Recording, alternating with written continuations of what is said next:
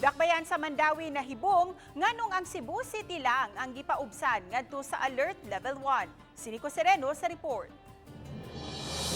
Program sa Dakbayas. Nakapahibong ni Mayor Jonas Cortez nganong sa mga highly urbanized cities, bugtong ang dakbayan sa Sugbo ang na-downgrade ngadto sa Alert Level 1 gikan sa Alert Level 2. Iyang gipasabot nga mas daghan ang mga senior citizens sa dakbayan nga bakunado na sa ubang mga dapit sa Sugbo.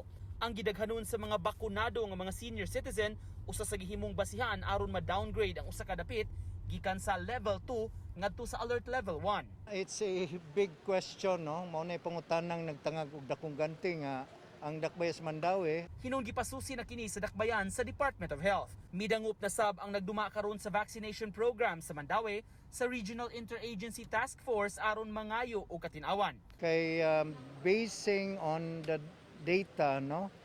Ang Mandawi nag-una kita sa vaccination kay mao man kita nay basihanan sa alert level. Uban ni Godfrey Relien, Nico Sereno,